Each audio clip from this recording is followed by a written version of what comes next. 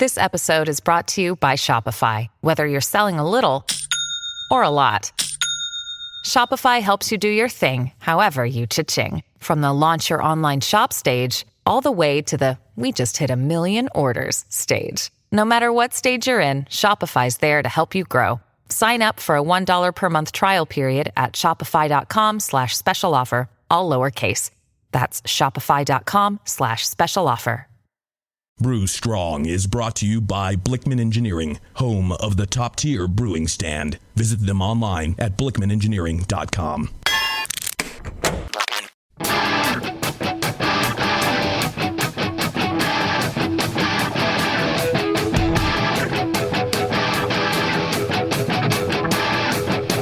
Brewers, it's time for the beer radio you've been looking for. This is the show that dispels myths, tackles the toughest topics, and makes no apologies for geeking out on beer. Hosted by two guys that drink before they think, Jamil Zainasheff and John Palmer. This is Brew Strong. Hey, howdy, hey, my brewing brothers and sisters. Greetings. Here's my And a Merry Christmas. enthusiastic John Palmer. Yes. What I'm enthusiastic about is our fine sponsor, Mr. John Blickman himself. Indeed, yes. With all those great inventions of his, everybody's heard about the beer gun, the Tower of Power, the Therminator, the Boilermaker, great names too, and great guy and great company, and they're sponsoring the show, paying for it so you don't have to. So check them out at blickmanengineering.com and see all the goodies they have there. And if you haven't ever heard of any of these things I mentioned, then you're probably just starting out in homebrewing. And it's something that's well worth checking out. Like I said, blickmanengineering.com. You can even, if you appreciate that Blickman Engineering is paying for the show, you can send an email to feedback at blickmanengineering.com and tell them how much you appreciate the gift that they have given you. The gift of wonder, the gift of knowledge, the gift of entertainment. Yeah, maybe. Yeah. And beer. And beer. The gift of beer. Gift of great beer. Speaking of great beer, Porno Steve, how's your beer coming along? Have you brewed more? Yeah, brewed a pale that pretty much just stopped fermentation after the first day. Okay. I think. Well, who knows? I mean, I don't know. You put yeast in. Yeah. At some point, you saw it was fermenting. Yep.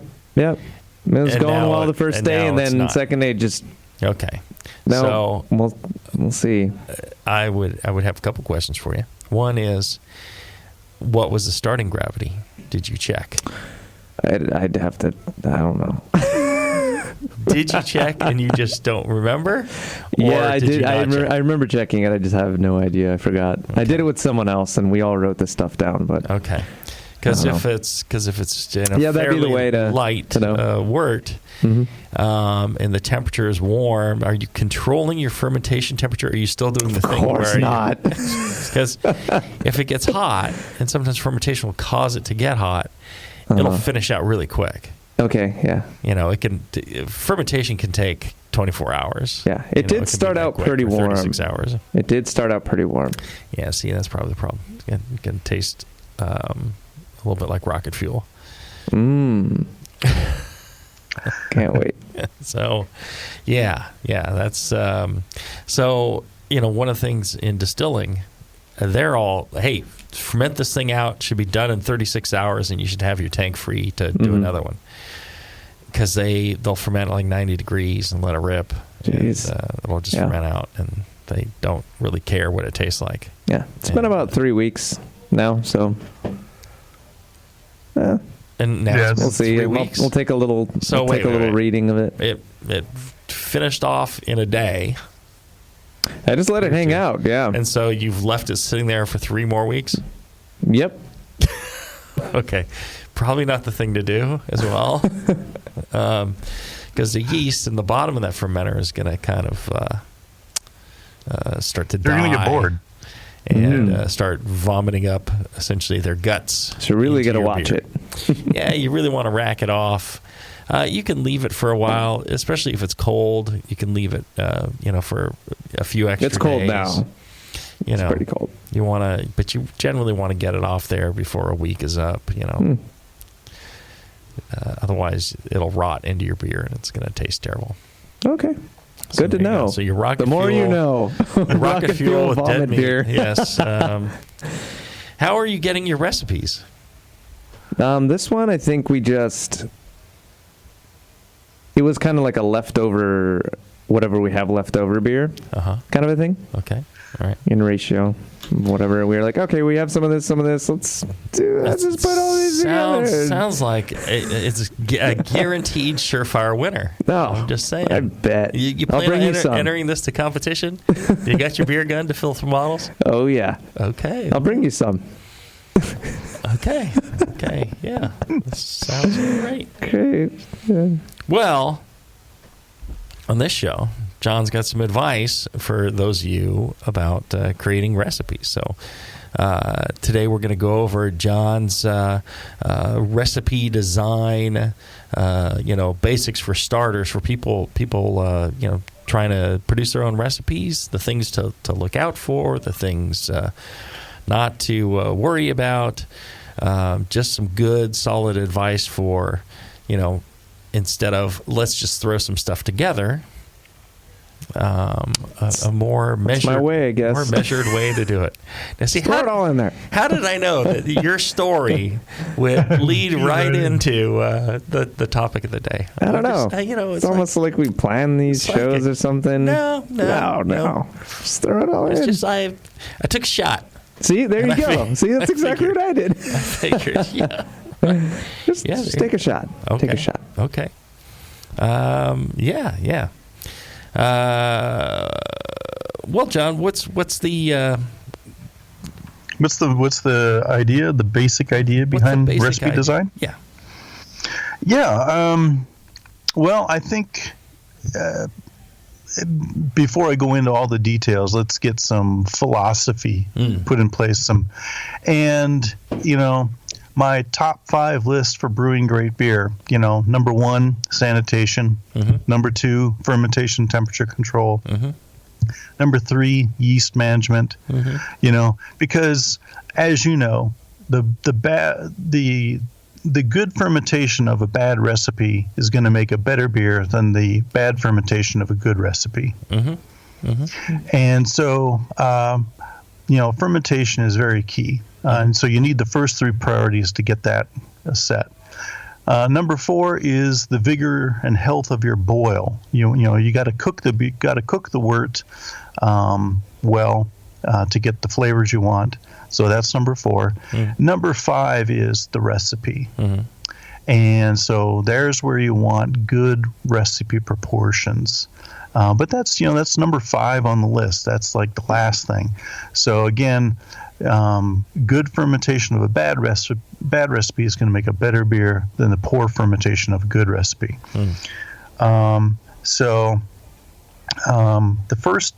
The first priority then when it comes to a good recipe is your proportions. And I can go into this now, or we could do our first break and then come back. No, let's take a quick break, and when we come back, we'll talk more about John's recipe design right after this. Are you looking for a simple brewing system that's great for all grain brewing, but everything on the market seems to be full of compromises? Blickman Engineering has the answer. The Blickman Brew Easy All Grain Brewing System. The Brew Easy is a complete system with easy upgrades and a beautiful compact design, perfect for any size brewing location. At its core, the Brew Easy is built on 2 gorgeous Blickman Boilermaker brew kettles, a high-temperature March pump, and either a top-tier gas burner or the new Boil Coil electric heater. The Brew Easy adapter lid allows the pots to stack stack on top of each other, forming an efficient, strong, and compact brewing setup that comes in 5, 10, and 20-gallon batch sizes. Upgrade your Brew Easy system with full automated control by adding a Blickman Tower of Power temp controller, and make moving around easy with the Blickman Kettle Cart. The Brew Easy is modular. If you already own a Boilermaker kettle, you can build your Brew Easy by purchasing just the modules you need. The new Brew Easy all-grain brewing system. See it today at BlickmanEngineering.com and brew with Blickman quality on your new Brew Easy. Since the first time the Brewing Network microphones turned on, More Beer was behind it. More Beer sponsors the programming on the BN because, like you, they love brewing, and like the Brewing Network, they love sharing their knowledge. Morebeer.com isn't just a website to place your next equipment or ingredient order. Morebeer.com also gives you access to free beer information that will make you a better brewer. Go to morebeer.com and click into the Learning Center. You'll find podcasts, technical facts, video tutorials, and more, including access to The Buzz, More Beer's social network of more than 5,000 members. And some of them might even be crazier about beer than you are. Get over to morebeer.com today and take advantage of The Buzz, the forum, the Learning Center, and make sure you're signed up to receive the newest More Beer catalog. More Beer, bringing you absolutely everything for beer making. Since 1979, Williams Brewing has offered the finest equipment and freshest ingredients and the best customer service in the business. Check out their brand new patent-pending mash and boil 110-volt electric mashing and boiling unit. This compact all-stainless unit lets you mash, sparge, and boil just about anywhere that has a 110-volt plug. Double-wall construction adds to efficiency and safety, and a precise thermostat keeps temperatures where you want them. Unlike insulated buckets and converted coolers, multiple temperature rest mashing is easy to do, all for under $300. They also feature the Mark II work pump, a magnetic drive high-temperature pump that does the work of pumps that cost twice as much, as well as exclusive Brewer's Edge regulators and quality Keg King kegs and disconnects. Check them out today at williamsbrewing.com to brews their vast selection. Do you know the 3 most important rules in brewing? Sanitation, sanitation, and sanitation. And no one does it better than 5-Star Chemicals. 5-Star knows sanitation. You can only sanitize clean equipment. And 5-Star knows how to clean, too. For craft brewers and home brewers, 5-Star has what you need to keep your fermenters, serving tanks, kegs, and draft lines sparkling and free of any beer-spoiling bacteria. PBW, caustic, acid cleaners, Star Sand, SaniClean, lubricants and defoamers, pH stabilizers, and more. 5-Star Chemicals has cleaning supplies, safety supplies, heat exchangers, pumps, hoses, and valves. And 5-Star is proud to offer eco-friendly products that exceed customer expectations. If you have a cleaning problem, you need the 5-Star solution. Visit 5starchemicals.com or call 800-782-7019. 800-782-7019 and get the 5-Star treatment today. Back to the beer guys that make other beer guys look like wine guys. Brew strong. All right, we're back. I wanted to tell you about White Labs Pure Liquid Yeast. Pure liquid yeast means better beers. White Labs boasts the highest concentration of yeast in the industry thanks to their patented flex cell technology and pure pitch packaging. The yeast contained and delivered using these innovations are propagated in all grain wort, providing the perfect nutrients for growth and optimal performance. With White Labs Pure Liquid Yeast, your finished beers will meet the high-quality flavor profiles that you intend to produce. Discover the White Labs difference. Visit whitelabs.com/yeastbank to find the perfect strain for your next beer. All right, yeast, an important part of recipe development, I'm sure. Oh, yeah. Before the break, you were going to talk about grain bill proportions. You had some general guidance on that. Right. Well, I like to think of creating beer recipes like creating sandwich recipes. Mm-hmm. I mean, you think of any sandwich, whether it's peanut butter and jelly or, something from Togo's, you start with the bread. You want a good, high-quality bread. This is, in essence, your base malt. and because it forms, the majority of the sandwich. Then you add your signature ingredient, that kind of defines the style. So ham and cheese sandwich, ham. Roast beef sandwich, roast beef. Stout, you got your roasted barley. Brown ale, some chocolate malt, some caramel malt. Think of these signature flavors for the beer style that you intend to brew, and those are going to be your signature malts. Now, your base malt is going to be anywhere from 75% to, say, 90% of your grain bill. Or 100. Or 100, for the lighter styles. That's exactly right. But in some of the other styles we mentioned, like, your brown ales, your amber ales, even your IPAs, it's going to be somewhere between 75 and 90. And then you're going to have about 10% of a particular signature malt, if it's such as roast barley or chocolate malt or what have you. And then from there, you may want to bring some accent malts into play. And these, in terms of a sandwich, would be like your mustard or your slice of tomato or some onions or something like that. Something to add, some accent flavors to that sandwich, broaden those flavors. Well, same way in your beer, I'd be looking for like 5% by weight of some accent malts, like maybe some biscuit malt or like caramel 40 or caramel 20, depending on what style it is you're making.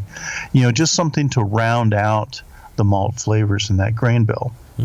So, predominantly base malt, then a signature malt at around 10% by weight, for that key flavor that you're looking for in that style. And then maybe another 5% of a specialty malt for accent. And I think, you'd agree, Jamil, that, most commercial beers are 3 malts maximum, maybe 4, but typically 3-ish. Right. Or 2-ish. Well, because sometimes simpler is better.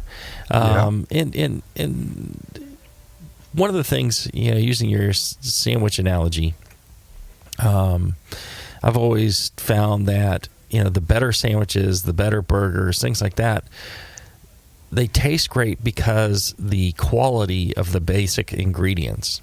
You can have a stunning cheeseburger with just the bun, the meat, and the cheese. You can have a stunning sandwich that's 2 slices of bread, some turkey, some cheese, and mustard. If the quality of the bread is fantastic and everything's fresh, and you've chosen carefully, then I think that in and of itself can make it for a great sandwich or a great beer. A really high quality Pilsner malt can make a great German Pilsner. Can make a great Bock. You don't necessarily need additional ingredients. And I think the tendency for a lot of people is to overdo it. You see all these ingredients and you think, well, I want to use this, I want to use that. And I see a lot of recipes where somebody's throwing in a 1/4 ounce of this or a 1/4 ounce of that. And unless it's like something fairly intense, like a roasted barley or some sort of smoke malt or something, it's really just lost, and you're just kind of muddying up the flavors versus really defining them well. Yeah. A lot of people, do, 5, 6, 7 malts trying for complexity. But, that's not really where complexity comes from. Complexity has you can't have complexity without balance. And so I wholeheartedly agree that many times simpler is better. Quality is number one. Get that high quality base malt.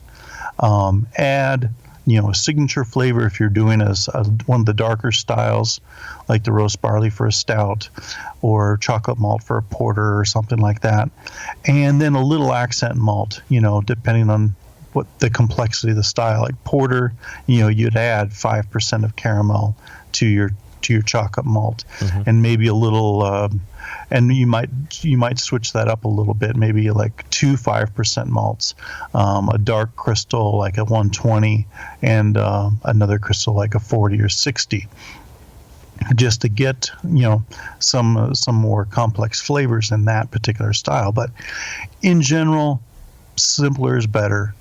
Go for quality. Well, a lot of times I see people, adjusting things just to hit a specific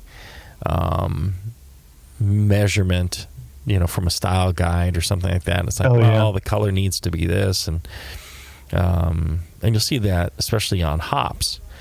They're like, oh, no.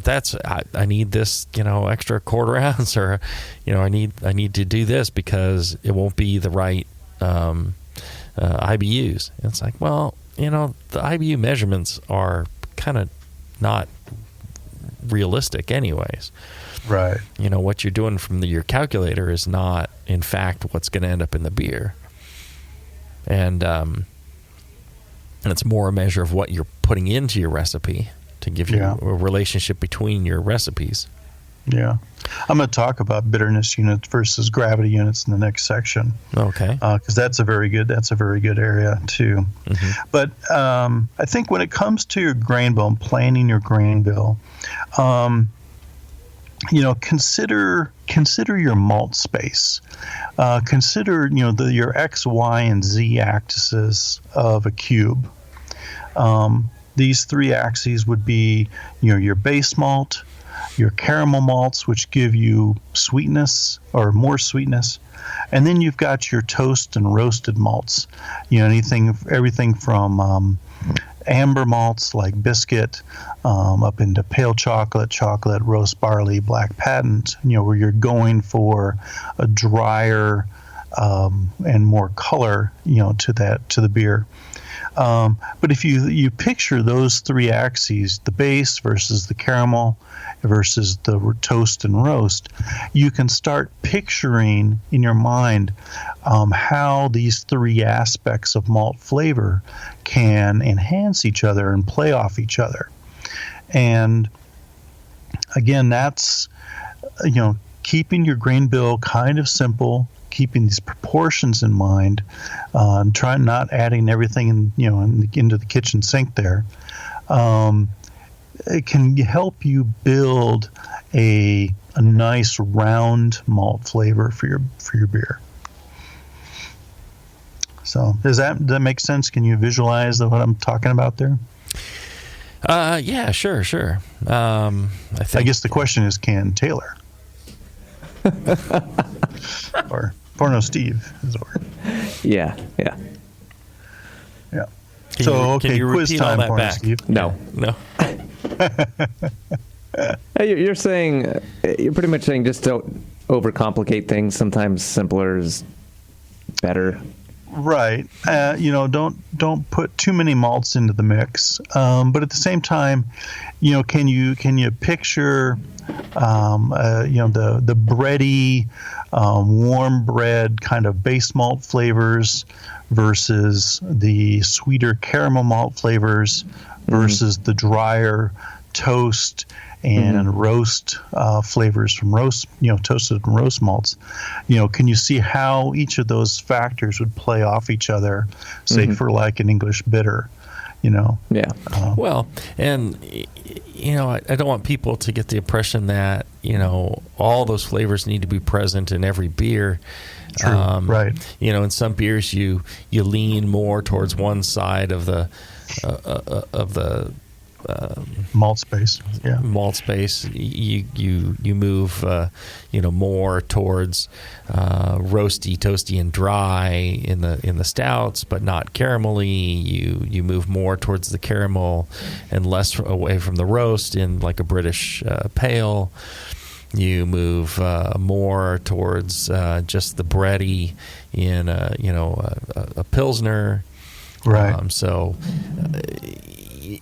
They're not always present, or sometimes if they are present, it's very subtle, and sometimes it's bold, and something smack dab in the middle is more like maybe a porter, brown ale. Yeah. Where you do tend to get kind of an equal contributions in from those three. Where you get them all. Yeah. So. Yeah.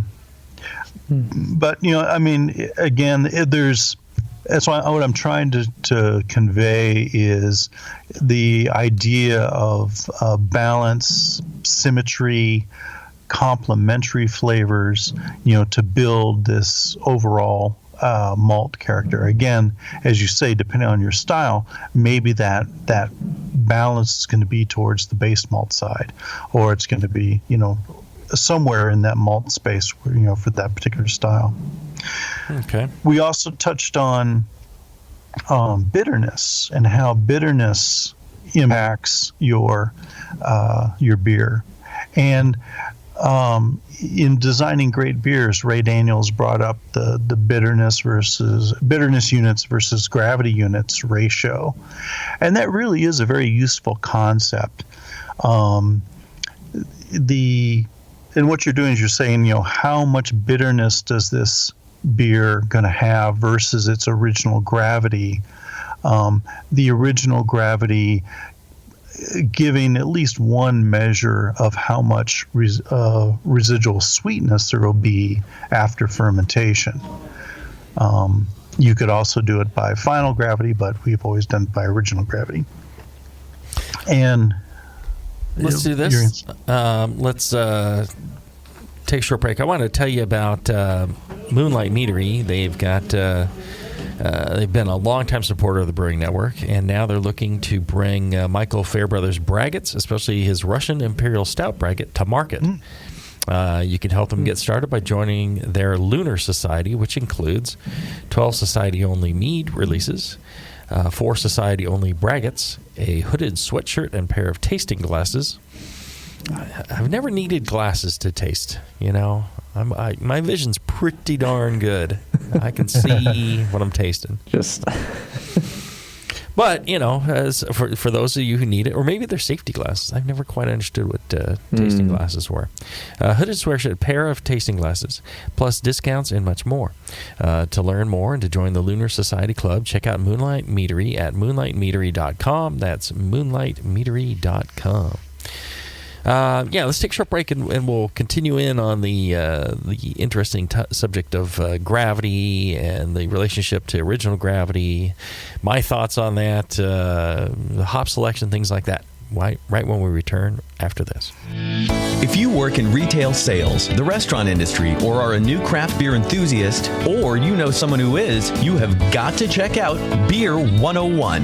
Beer 101 is an online course created for anyone wanting a quick introduction to the vast world of craft beer. Beer 101 covers the history of beer, brewing ingredients and processes, vital stats like ABV, SRM, IBU, and gravity, styles, tasting, glassware, and pairing beer with food. The Beer 101 course is offered by the Brewers Association at craftbeer.com, also home to the truly awesome Beer Style Finder, a visual guide to every beer style. Quickly play with color, bitterness, and alcohol content to interactively explore the entire world of beer styles with a gorgeously designed interface to your favorite beverage. The new Beer 101 course and new Beer Style Finder are only available at craftbeer.com. Craftbeer.com, celebrating the best of American beer.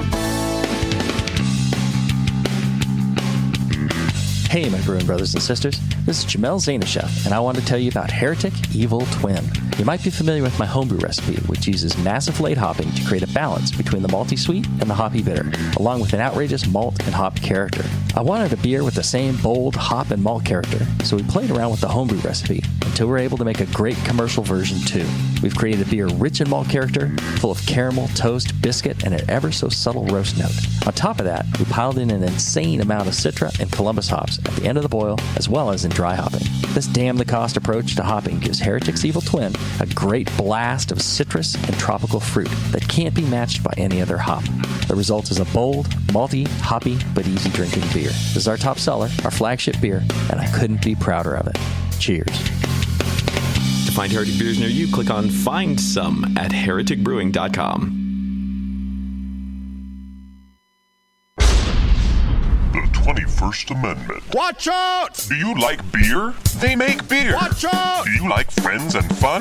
They make friends and fun. Watch out! Do you still like to have a good time? The 21st Amendment. Watch out! The 21st Amendment in San Francisco, located at 563 2nd Street, 2 blocks from the building where baseball is seen and played. Try their beers in the pub or try them in the can, featuring Monk's Blood. Made with real monk.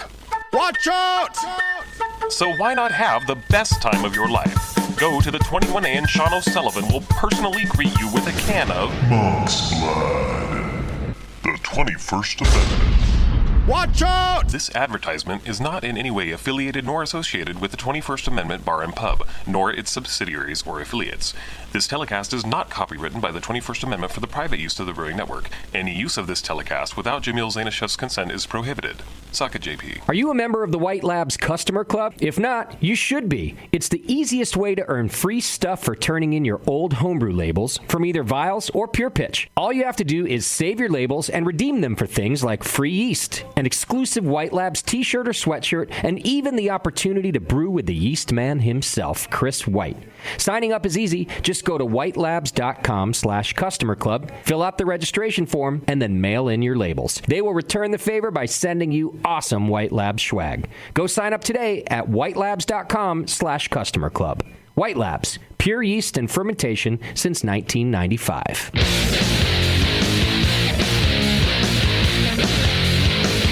Back to the two guys that know how to turn beer into beer. This is Brew Strong. All right, we're back. Yeah. So we were talking about Ray Daniels and the concept of the bittering to gravity ratio, which I was always a fan of as well.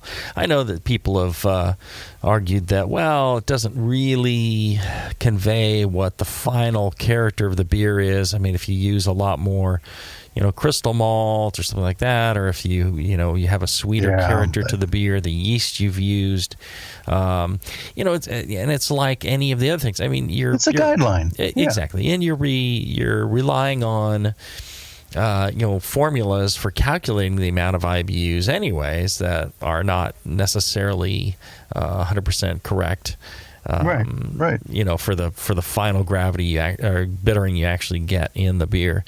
I've always liked that and have used it especially when you're looking at, okay, I've got this beer, it's sort of related in a certain way, and I want to make a different beer, but I want to, make it a little bit more bitter, a little more sweet. And then, that gives you an idea of how to balance those numbers out. There's an actual formula for that. For what? Bitterness? Yes. There's several of them, and they're models. They're models, yeah. It gives you... They're baselines, because you can't really, whatever you do, just pick one and use the same one always. Never switch to another one. Because otherwise, all your points of reference, all the times you've brewed in the past and thought, oh, this isn't bitter enough. Go elsewhere. Yeah. Then all of a sudden, those don't apply. So you'd start from scratch again. So there's arguments as to which one's better than another. They're all... But it's all subjective because... Yeah, it's just... so none of them are precise, but as Jamil says, pick one, be consistent, and then you'll have a frame of reference. Because the type of yeast you're using, the amount of yeast you pitched, a lot of these things affect the actual IBUs that remain in the beer at the end. And an IBU is not necessarily an IBU. The flavor... I could make a really bitter beer that doesn't taste very bitter. I can make a much less bitter beer that tastes extremely bitter. It all depends on the character of what you're doing.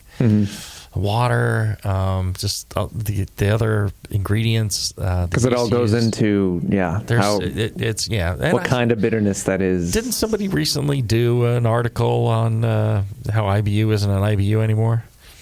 Yeah, we've had a couple in both the Technical Quarterly from the MBAA as well as the ASBC Journal. So I thought that, and I've always believed that. It's like, well, you can have a soft, gentle bittering, and you can have a harsh, biting bittering. Can someone just make like a strip with numbers on it, and you just lick it? Sure. You're like, oh, yep, there it is. It's about there. Well, I think LSD comes that way. Yes. What I wanted to talk about in terms of the bitterness unit to gravity units is that if you plot the style guide ranges from the BJCP style guidelines, roughly 50% of the styles, of the beer styles, and this includes everything from English bitters to American pale ales to pilsners and the real popular styles. They typically have a bitterness to gravity ratio of about 1 to 2.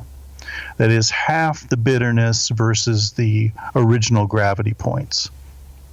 So, for example, 20 IBUs for a gravity of 1040 original gravity. About half of the beer styles fall into that category. Now, your more bitter beers, your IPAs and so on, and the higher end of American Pale Ale, those will tend to be like in the 3 to 4 ratio. 30 IBUs for a 40 original gravity, or 60 IBUs for a 1080 original gravity. It's not until you get up to like a double IPA where you start approaching that 1-to-1 range, 80 IBUs for a 1080 gravity. And then, of course, you also have your sweeter styles where it's 10 IBUs for 1040 gravity kind of thing, a 1-to-4 ratio. But so the bitterness unit to gravity unit ratio is a good benchmark, for thinking about what kind of styles you like, and helping you formulate your recipe in terms of its bitterness to gravity. Just again, general guideline. This is one way of measuring the beer, but I think it's a useful benchmark. Yeah, absolutely. That's one that I think I always included that in my BYO articles nice. When I was doing the ranges of. I'm certain I did. And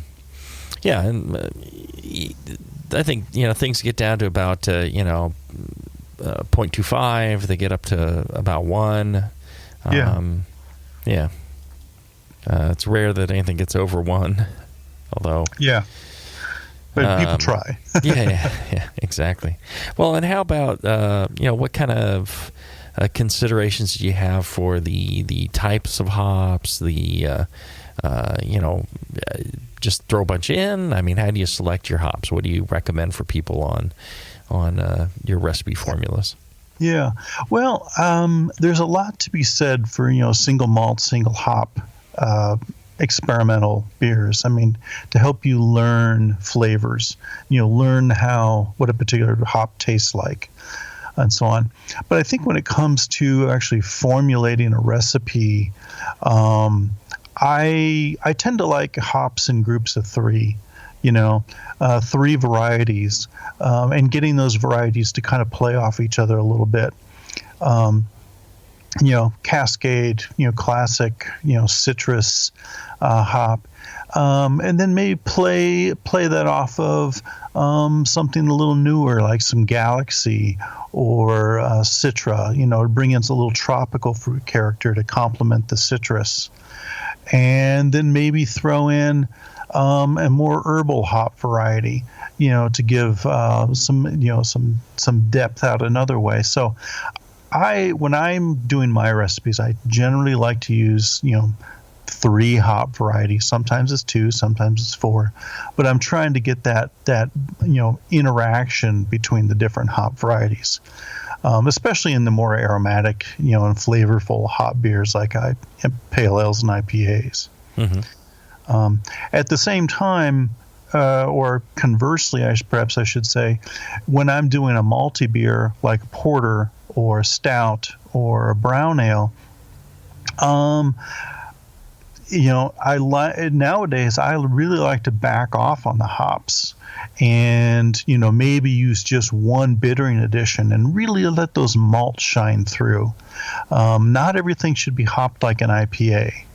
If you're doing a malty style, don't cover up that malt character with hop flavor. Do your bittering addition, maybe a very light, whirlpool addition to get some aroma, but not 2 ounces, maybe just a half an ounce, something that gets a little bit of aroma. Don't cover up those malt characters. As home brewers with so much access to ingredients and relative inexpensive them, it's tempting to overhop everything. But I think in terms of recipe development, practice some restraint and give the malts a chance to shine. Yeah, I'd agree there. A malty beer is about malt, not about hops, and it drives me up the wall that people are adding, late hop additions to, certain beers. Yeah. It's like a Doppelbock with a bunch of late hops. It's like, don't think so. Right.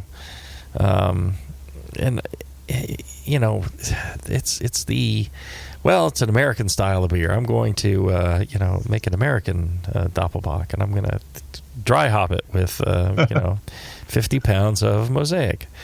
I'd be like, yeah. It's fine to have creativity, absolutely, but have fun with it. But still, if you're trying to make a certain type of beer, there's a reason that those beers became so popular and became defined styles. So, you got to just keep that in mind. There's been this trend lately, at least in a couple breweries in SF around where I live, of throwing Citra hops in a stout. And it drives me up a wall. I'm like, because I love stouts. It's like one of my favorite styles of beer, but I'm like, this is not supposed to be citrusy in any way. Like, just knock that off right now. It's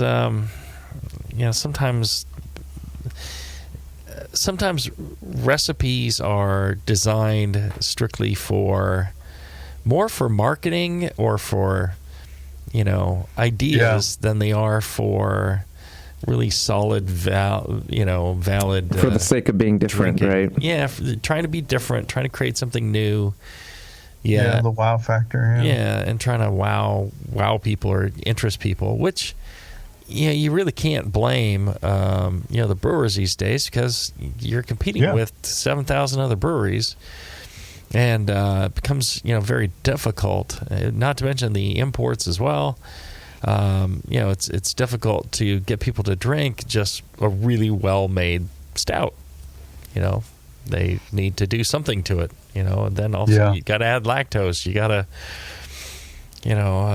burn some Peruvian wood in it, and you've got it's all been done before, right? So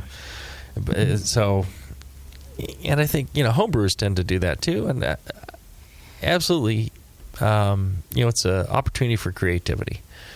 Just when somebody doesn't like your lactose stout with Peruvian punkwood, maybe toss that idea and try again. So milkshake IPAs. Milkshake IPAs, right. Yeah. I'll tell you what, though. If you want to read about great recipe ideas and things like that, the AHA is a great resource. They got the Zymergy magazine. There's always great recipes in there. Great brewing ideas. And right now there's a promo code on, active between now and the end of the year. It is BN2018, BN 2018. You input that on the Brewing Network site, and you are going to, in the Join Now portal, you click Join Now, the AHA, from the BN site. The BN gets a little cut of that, and you also get a free copy of a book. You can choose Wild Brews, Farmhouse Ales, and I think Brewing Classic Styles, if I'm not mistaken. So you get your free book. The BN gets a little slice of the action, and you get a great membership in a great organization that helps promote great homebrewing and teaches you things, advocates for homebrewers, all the goodies that come along with membership. Let's do this. Let's take a short break. And when we come back, we'll wrap up with Recipe Design by John Palmer right after this. Brewing great beer is a process of continuous learning, and the best books on every aspect of brewing can be found at Brewers Publications, with more than 50 awesome titles like Modern Homebrew Recipes by Gordon Strong, Designing Great Beers, The Ultimate Guide to Brewing Classic Beer Styles by Ray Daniels, American Sour Beers, Innovative Techniques for Mixed Fermentations by Michael Tonsmeyer, For the Love of Hops, The Practical Guide to Aroma, Bitterness, and the Culture of Hops by Stan Hieronymus, and Radical Brewing, Recipes, Tales, and World-Altering Meditations in a Glass by Randy Mosher, plus many, many more. These are the books and the authors with the knowledge to push your brewing farther than you thought possible. And you'll find them all at fine homebrew and book retailers everywhere. And visit the website at brewerspublications.com. Brewers Publications, all the best on beer and brewing. Your support of the Brewing Network means everything to us. We couldn't produce shows without you. And we love giving you something extra for that support, like Brew Your Own magazine. You already know it's a great brewing magazine full of recipes, equipment how-tos, discussions of beer styles, and brewing techniques. Whether you're new to brewing and just starting out, or you're an old pro, you'll always learn something from the articles in Brew Your Own. Plus, there are amazing special issues like plans for building a Brutus 10 system, 250 classic clone recipes, and the Homebrewer's Answer Book. Brew Your Own magazine and BYO.com are awesome resources for any brewer, whether for yourself or as a gift. When you subscribe or resubscribe from the Brewing Network homepage, you directly support programs like this. Get a great magazine and support the Brewing Network. Subscribe to Brew Your Own right from thebrewingnetwork.com. This episode is brought to you by Shopify. Whether you're selling a little or a lot, Shopify helps you do your thing, however you cha-ching. From the launch your online shop stage, all the way to the we just hit 1 million orders stage. No matter what stage you're in, Shopify's there to help you grow. Sign up for a $1 per month trial period at shopify.com/special offer, all lowercase. That's shopify.com/special offer.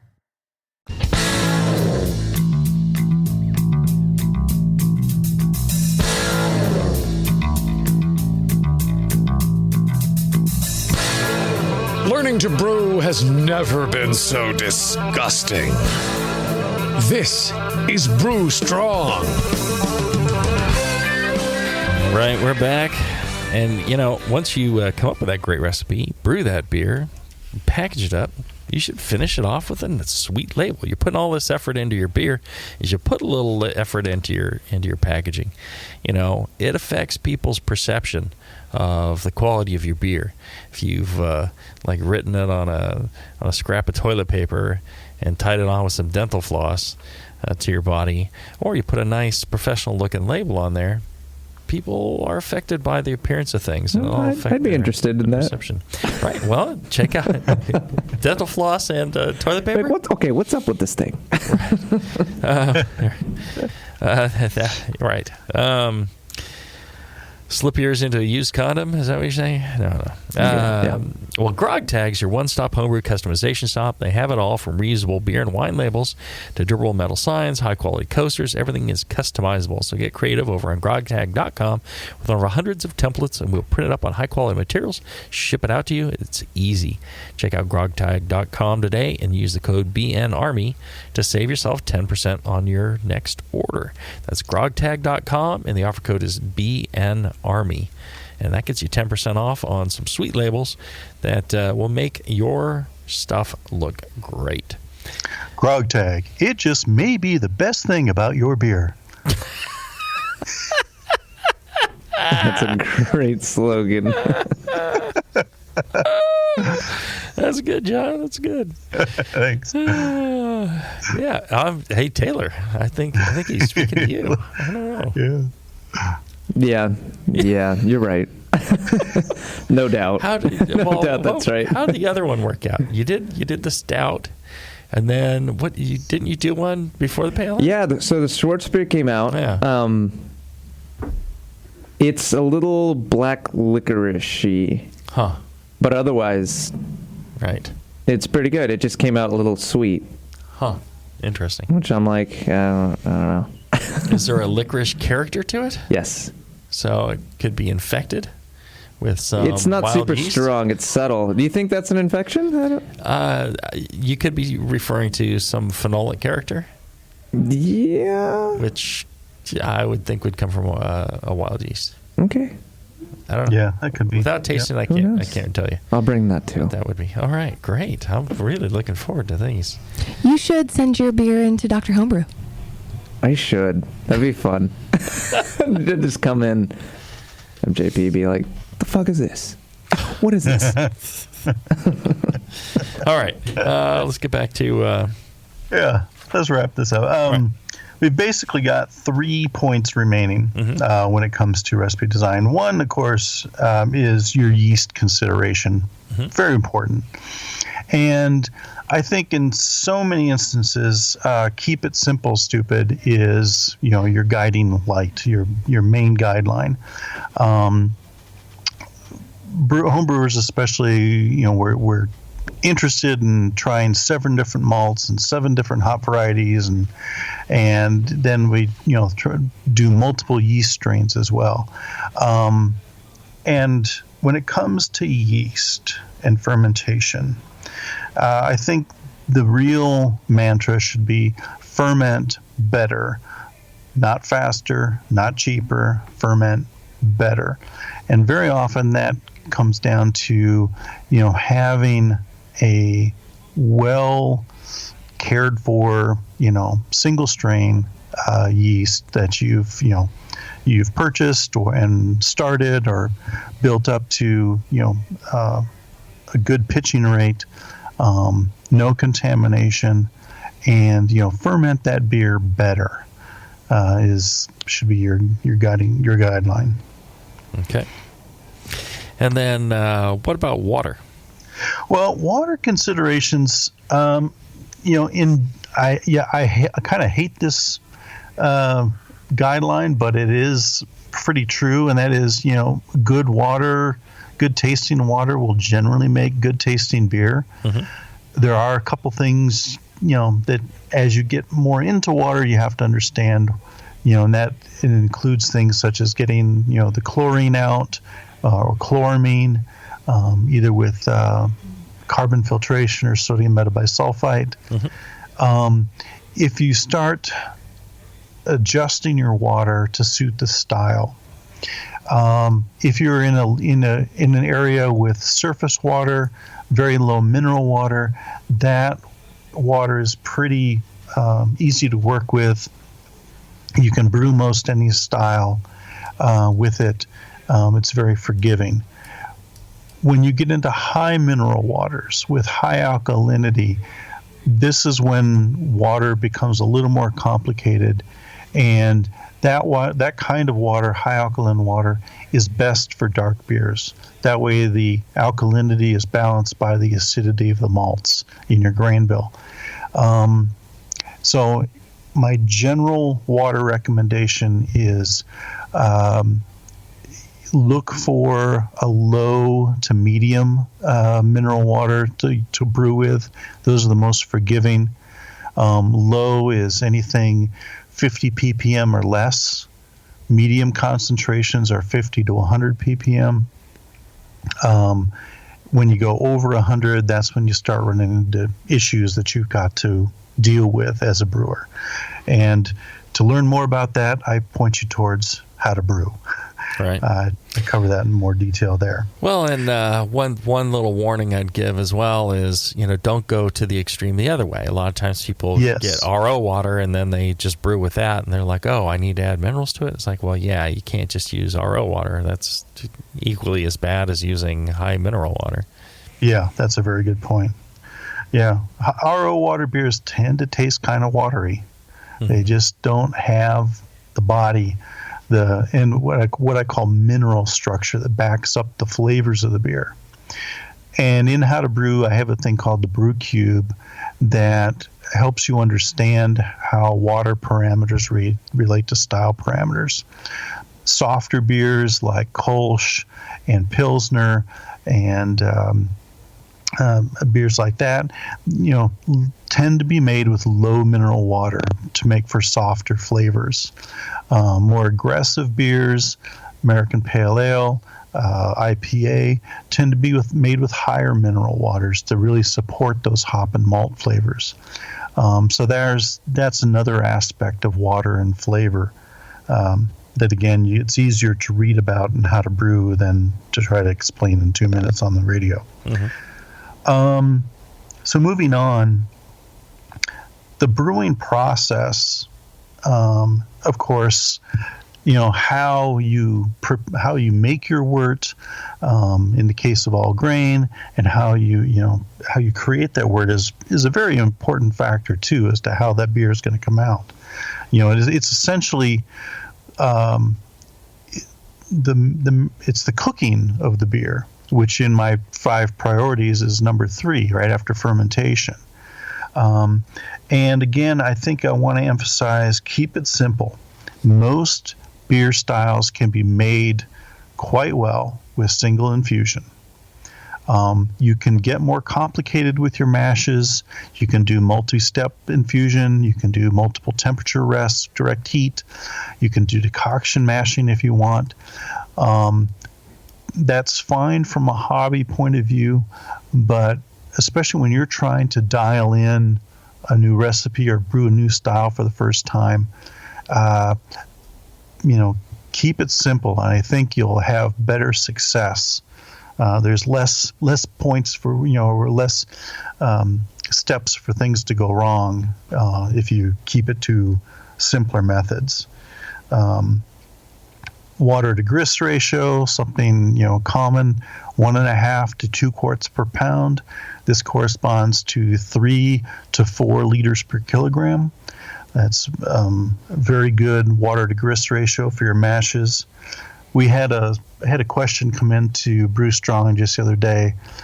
Someone asking us to talk about water to grist ratio as a topic and how manipulated that can affect the brewing. Well, the short answer is that is a very small factor for how the beer will turn out. It's more important as a consideration for really engineering your volumes and grain weights and production volumes in a production setting, and dialing those things in for good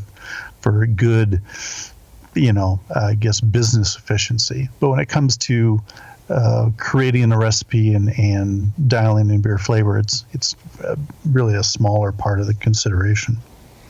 Mm-hmm. And last point in the brewing process harks back to our founding father, Charlie Papazian. Relax, don't worry. We tend to really get into detail on brewing processes, ingredients, and so on. But it's very important to be able to take a step back, look at the big picture, and put all of this in perspective. So in recipe design, keep it simple. Don't overcomplicate things.